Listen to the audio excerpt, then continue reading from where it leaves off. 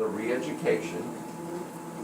He's reducing the asymmetries in his gait cycle with each step that he takes, while he's getting biofeedback telling him the parameters of his gait cycle and the amount of asymmetry.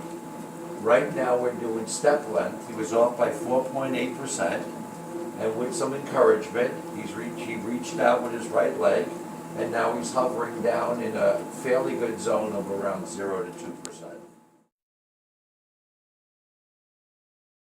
We know in the gait cycle we have temporal parameters and rotational parameters. The temporal parameters are step length, stance, swing. The rotational parameters are load response and pre-swing. We just balanced Brett out for his step length, where we saw a reduction from 4.5% down to 0 to 2. Now in load response, we started at about 5.5%, and with some encouragement and giving him some ideas, we're showing that Brett can reduce the asymmetry in his load response.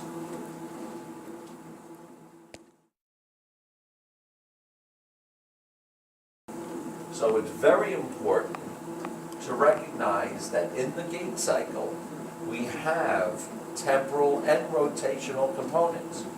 So when we're rehabilitating somebody, we have to make sure that we look at the temporal components, step, stand, swing, and we look at the rotational components, load response, and pre-swing. We do not want to have a situation where we correct the temporal components, correct the step length, the stance, and the swing, and we actually make the other components a little bit worse. So systems that lock you in and don't allow that little wiggle to your body, that's your rotational components. We have to be very careful there, because they're usually very good for the temporal, but we have to also make sure that we're not sacrificing our rotational components at any given time.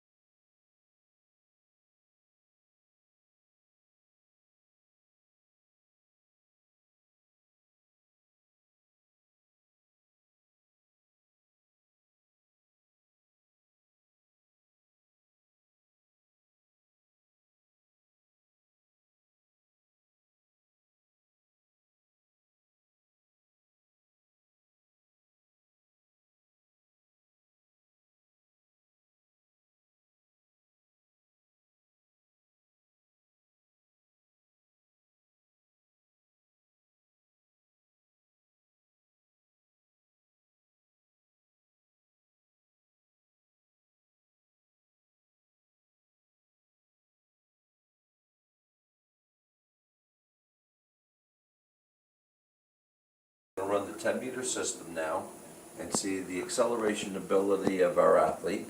So we're going to be measuring the speed left to right and the speed right to left of each foot strike, and then the acceleratory ability. Whenever you're ready, go.